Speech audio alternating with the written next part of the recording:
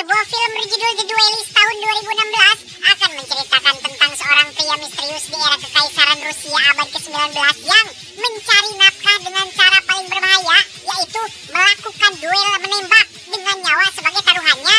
Sekelam apa ceritanya?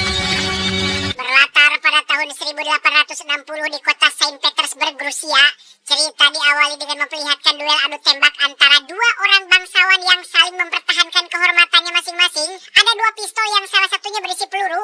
Bangsawan pertama maju dan mengambil pistol pilihannya. Ia dengan sombongnya berkata bahwa seorang peramal pernah memberitahunya bahwa dia tidak akan pernah mati karena peluru. Tapi tebak apa yang terjadi? Стреляйте на 3.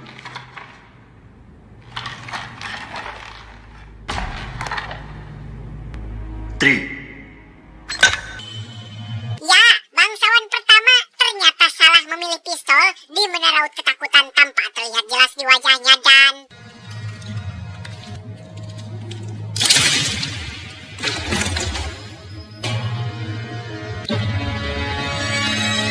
dan kisah akan berfokus pada seorang bangsawan bernama Yakovlev. Kita panggil saja Yakov, bangsawan yang berhasil menang dalam duel adu tembak barusan.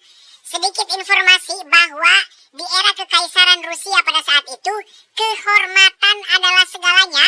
Satu hinaan kecil bisa berujung pada pertumpahan darah seperti yang terjadi pada momen barusan. Hukum kekaisaran pada saat itu memang melegalkan kegiatan semacam ini dan teruntuk bangsawan yang ingin menjaga kehormatannya tapi tidak punya cukup nyali untuk adu tembak, bisa menyewa seorang joki yang disebut dengan duelis. Seorang penembak profesional seperti si Yakov ini yang mendapatkan uang dari menggantikan orang lain untuk menjaga kehormatan mereka. Yakov tidak sendiri, semua penugasannya diatur oleh seorang perantara bernama Baron, seorang pria Jerman yang bertindak ya bisa dibilang sebagai manajer lah, sekaligus penghubung antara Yakov dengan para klien bangsawan yang membutuhkan jasanya. Dari setiap bayaran yang ia terima, Yakov diam-diam menyisihkan sebagian untuk satu tujuan yang terus ia kejar tanpa pernah ia ceritakan kepada siapapun. Di kantor administrasi kekaisaran, Yakov mengajukan petisi untuk memulihkan nama seorang bangsawan bernama Kolichev atau biasa dipanggil Koli, pakai K bukan pakai C, yang sudah difitnah, dicabut gelarnya, dan diasingkan ke sebuah pulau terpencil untuk menjalani hukuman. Pejabat yang ia temui mengatakan bahwa Koli sudah dianggap mati sehingga petisinya tidak bisa diproses. Namun Yakov tidak menyerah. Ia menjanjikan 100.000 rubel sebagai uang suap asalkan status bangsawan Koli bisa dipulihkan. Вопросы крови, они 100 000. Untuk mengumpulkan 100.000 rubel itu, Yakov terus menerima pekerjaan demi pekerjaan dari Baron, dan di sela-sela pekerjaannya, ia juga mencari tambahan dengan cara lain yang tidak kalah mengesankan, yaitu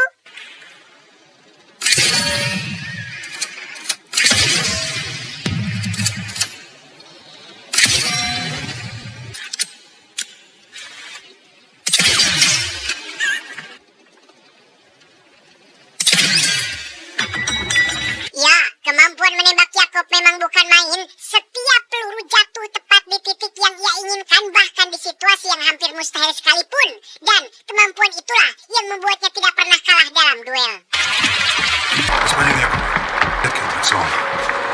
Публика понимает. Suatu hari di sebuah balai lelang mewah yang dihadiri oleh para bangsawan kaya dan berpengaruh, seorang wanita memimpin lelang amal untuk panti-panti sosial. Penawaran dibuka tapi tidak ada yang mengangkat tangan sampai seorang bangsawan bernama Beklemisev ini benguknya tiba-tiba memecahkan keheningan dengan menawar 10.000 rubel hanya untuk sebuah buket bunga.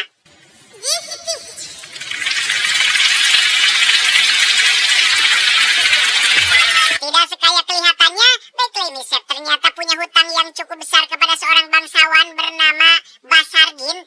Ini babangusnya, di mana Basargin mengancam akan menyelesaikannya melalui duel adu tembak jika Beklemisev tidak segera melunasi semua hutangnya. Кровь выйдет дешевле. Tak lama setelah itu, terjadi insiden kecil ketika seorang bangsawan tua bertangan satu tidak sengaja menyenggol Basargin dan meminta maaf berkali-kali. Tetapi Basargin malah menghina kakek tersebut di depan semua orang, sehingga karena tidak terima dipermalukan seperti ini, kakek pun menantang Basargin untuk duel adu tembak demi mempertahankan kehormatannya.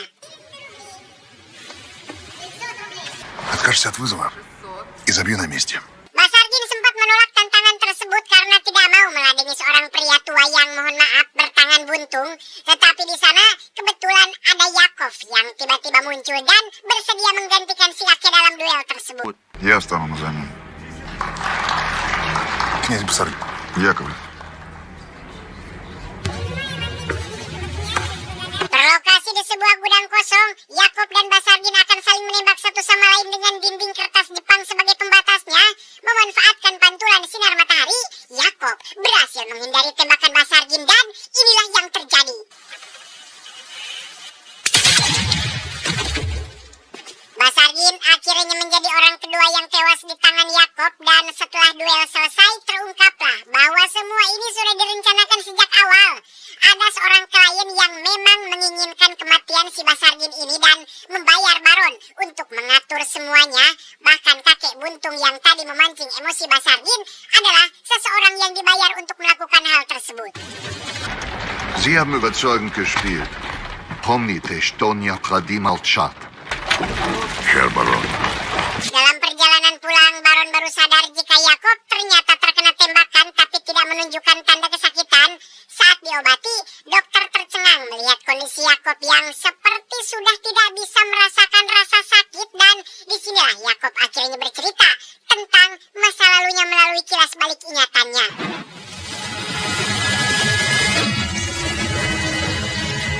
Semua berawal ketika Yakov terdampar di sebuah pulau terpencil dan ditemukan oleh suku pedalaman setempat dalam kondisi sekarat dengan banyak sekali luka cambukan di bagian punggungnya.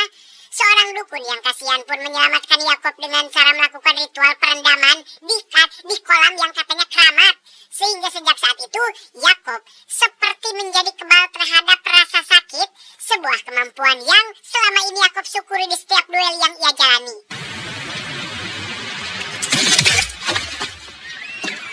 Saat masih dalam proses pemulihan itulah, muncul sekelompok perampok yang menyerang perkampungan suku itu dan merampas semua barang berharga termasuk sebuah foto berbingkai emas yang selalu Yakov bawa. Dengan tubuh yang masih lemas, Yakov pun bangkit dan melawan hingga berhasil merebut kembali foto tersebut.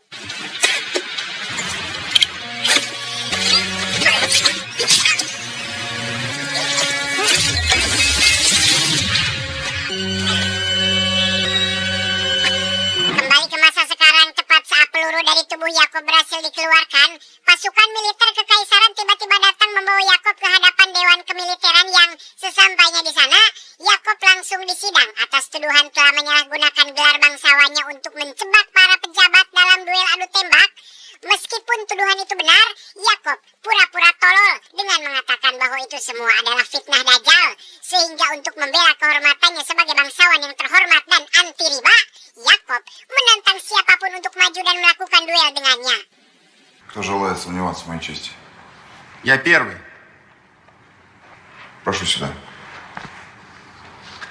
Dari sekian banyak tentara yang ada di sana, ada satu perwira yang berani maju untuk menerima tantangan duel tersebut, di mana mereka berdua akan bergantian mengarahkan pistol ke kepala masing-masing dengan hanya satu peluru yang sudah diacak.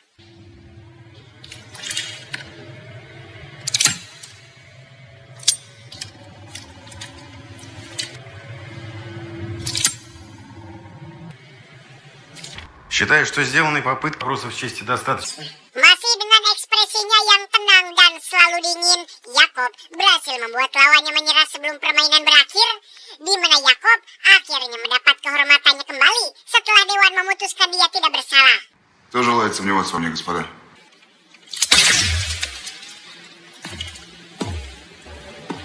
Setelah duel selesai, sang perwira yang tadi jadi lawan pun tiba-tiba menghentikan kereta Yakov di jalan dan meminta penjelasan terkait siapa sosok Yakov sebenarnya, karena ternyata perwira ini adalah kakak kandung Yakov yang asli dan sudah pasti tahu betul wajah adiknya yang tidak sama dengan Yakov yang ada di hadapannya saat ini. Колычев.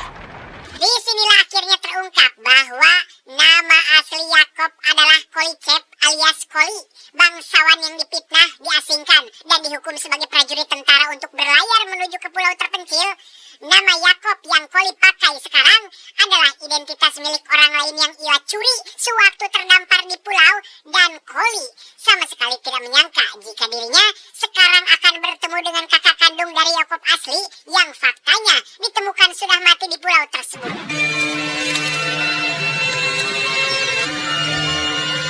Meski sudah tahu bahwa Koli telah mencuri identitas milik Yakob adik kandungnya, si perwira memilih untuk diam dan tidak akan melaporkannya karena Koli hanya mencoba untuk bertahan hidup dan ingin mengembalikan status bangsawannya. Toh dilaporkan juga, sang adik tidak mungkin hidup lagi. То уверен, вам будет стыдно за себя.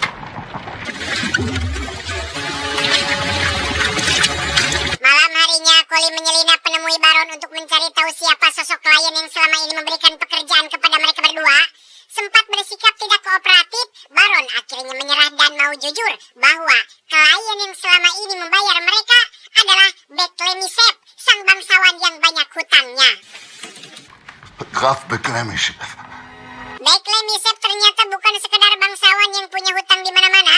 Ia adalah anggota Dewan Kekaisaran yang selama ini menggunakan Baron dan Koli alias Yakob sebagai alat untuk menyingkirkan para bangsawan pesaingnya secara legal melalui duel adu tembak. Dan yang menarik adalah semua uang yang ia habiskan untuk operasi kotor ini merupakan uang pinjaman dari target dia sendiri seperti Basargin dan bangsawan yang mati di adegan awal.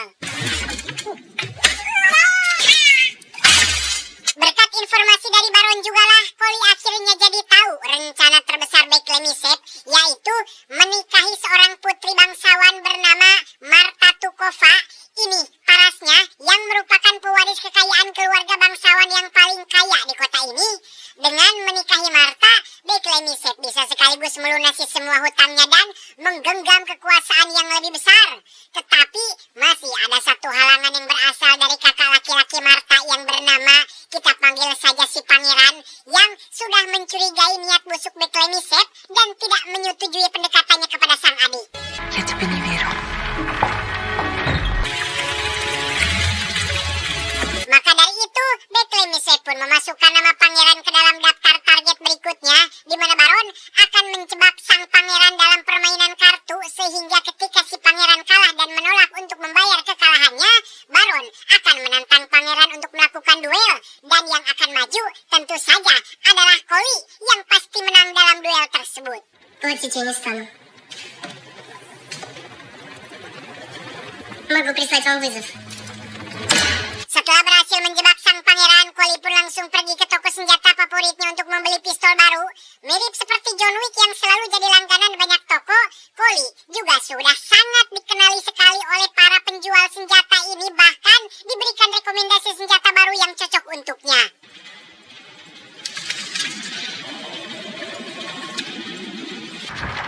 Не люблю стрелять. Keluar dari toko senjata, Koli langsung dicegat oleh Putri Marta yang meminta agar duel tersebut dibatalkan. Putri Marta tahu betul bahwa si pangeran alias kakaknya belum pernah memegang yang namanya senjata api. Tetapi karena Koli tidak mudah terbujuk rayu perempuan, Koli pun menolak permintaan tersebut.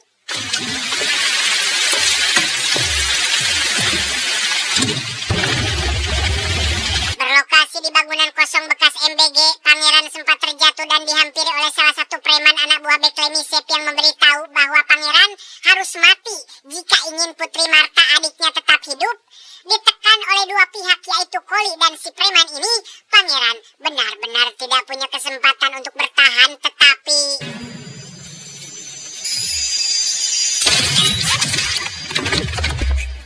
ya, tak disangka Koli dengan sengaja membuat tembakannya meleset dan memantul ke arah si preman, di mana Beklemisep tiba-tiba muncul untuk memerikatkan Koli, memperingatkan si Koli ini agar jangan mencampuri urusannya jika tidak ingin identitas aslinya dibongkar ke khalayak ramai. Ты, Колычев, преступник. Disinilah kita akan dibawa kembali ke masa lalu untuk melihat apa sih sebenarnya hubungan antara si Koli dan Beklemisep yang ternyata mereka berdua dulunya adalah sama-sama perwira tinggi kekaisaran. Saat itu Koli menantang kegemaran Beklemisep yang suka mengadakan duel secara terbuka, dan si Beklemisep ini tersinggung alih menyelesaikannya dengan duel, Beklemisep yang pengecut memakai cara licik, yaitu memfitnah Koli dengan tuduhan yang tidak masuk akal. Akibatnya, gelar bangsawan Koli dan seluruh keluarganya pun dicabut, dihukum dengan 1000 kali cambukan, dan diasingkan ke pulau terpencil.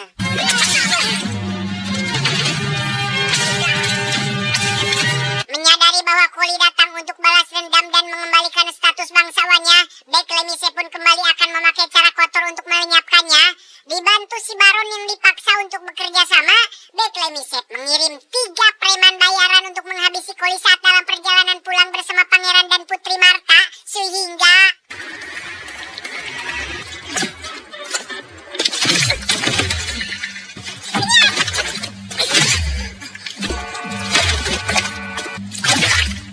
di luar rencana, Pangeran justru harus ikut tewas setelah mencoba menolong Koli, di mana Koli sendiri diseret ke samping jalan untuk dieksekusi ramai-ramai, tetapi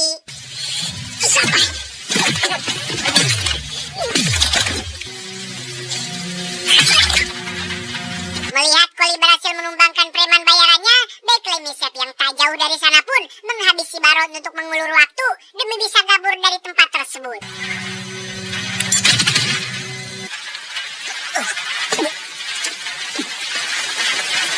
Keesokan paginya, Putri Marta terlihat sangat sedih sekali melihat jasad pangeran, kakak kandungnya sendiri yang mati dibunuh oleh para preman suruhan Beklemisep, sehingga dengan sangat memohon dan penuh raut wajah yang pikarunyaun, Putri Marta pun meminta Koli untuk bagaimana caranya supaya bisa melenyapkan Beklemisep dari muka bumi ini. Я прошу вас, господин Яковлев. Я не дворянин. Satu-satunya cara untuk membalas dendam kepada Beklemisep adalah dengan melakukan duel adu tembak, sedangkan syarat untuk melakukan duel adalah harus punya status bangsawan. Masalahnya, Beklemisep sudah tahu bahwa Koli sudah tidak berstatus bangsawan dan pasti menolaklah ketika diajak melakukan duel, sehingga Koli kembali mendatangi kantor administrasi kekaisaran berharap pengajuan banding dan uang suapnya bisa diterima, tetapi Beklemisep ternyata sudah selangkah lebih maju dan bergerak duluan dengan menyuap jaksa agung agar menolak permintaan si Koli ini. Его сиятельство граф Беклемишев лично просили обер-прокурора отказать в амнистии господина Колыча.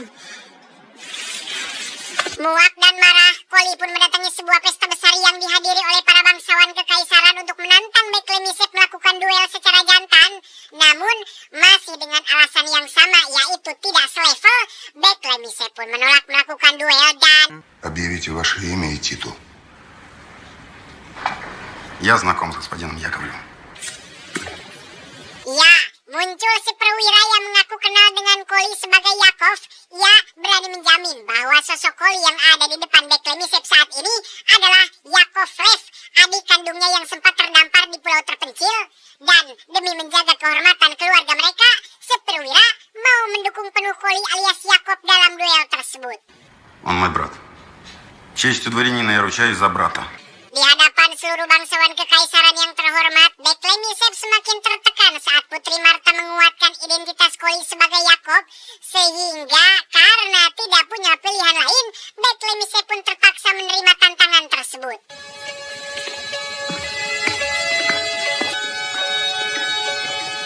Disaksikan oleh banyak orang, Beklemisep dan Koli pun akan melakukan duel tembak dengan aturan yang sangat sederhana, tapi meskipun begitu, Beklemisep tetap tegang karena ia tidak terlalu mahir dalam menembak, sehingga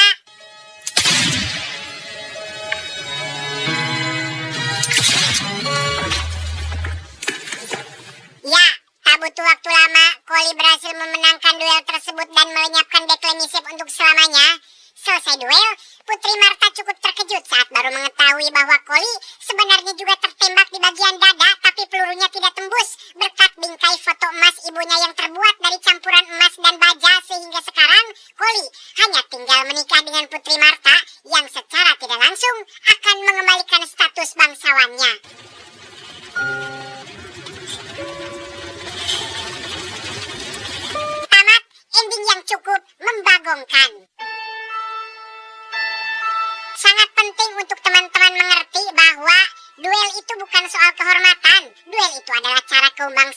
mencuci tangan dari kekerasan yang mereka ciptakan sendiri.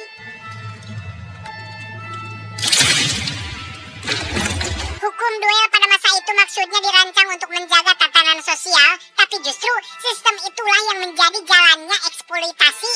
Kaum bangsawan yang lebih tinggi statusnya bisa menyewa orang lain untuk menghadapi konfrontasi mematikan, sehingga kehormatan yang katanya harus dipertaruhkan secara langsung justru bisa dialihkan ke orang lain yang lebih rendah kedudukannya. Inilah ironi terbesar The Duelist. Kehormatan yang seharusnya personal dan sakral malah diperjualbelikan seperti barang dagangan.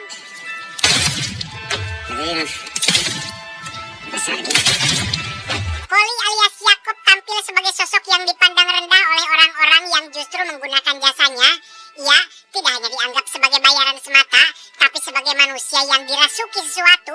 Koli tidak peduli dengan pandangan itu karena ada sesuatu yang terus mendorongnya untuk terus membunuh. Dan barulah di babak kedua alasan sebenarnya terungkap.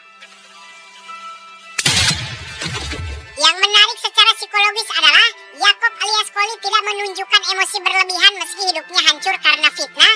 Ia memilih jalan paling dingin, menyamar, menabung uang, menunggu waktu yang pas.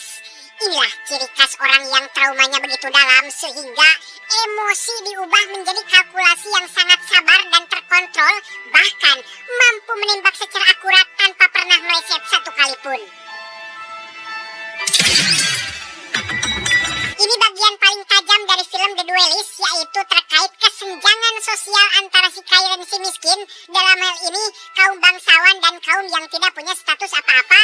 Di masyarakat Rusia abad ke-19 itu, ada jarak yang sangat terlampau jauh antara orang yang berkuasa dan orang yang tidak. Orang kaya dan berkuasa seperti Beklemisep bisa menyuruh orang lain mempertaruhkan nyawa demi masalah mereka, sementara mereka sendiri bisa aman duduk menonton dari jauh. Itulah kesenjangannya. Yang kaya dan berkuasa cuma perlu bayar cuan.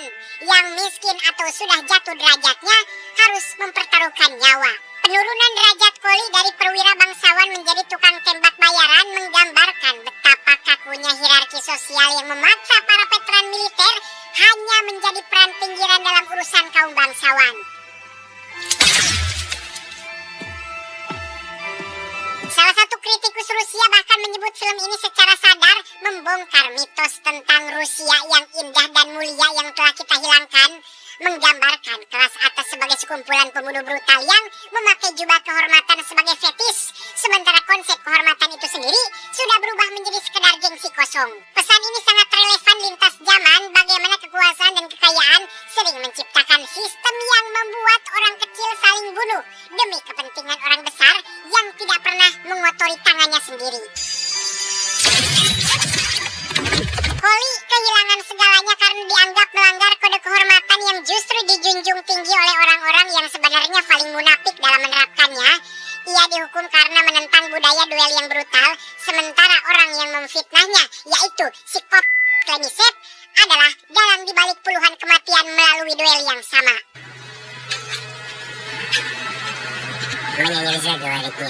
Dan ironi paling menyakitkan adalah Koli diceritakan selalu menang duel karena seorang dukun suku pedalaman yang pernah meramalkan bahwa ia tidak akan pernah mati dalam duel manapun.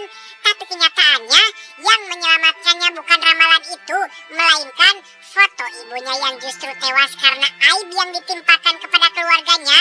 Benda yang lahir dari tragedi itulah yang akhirnya melindunginya dari kematian.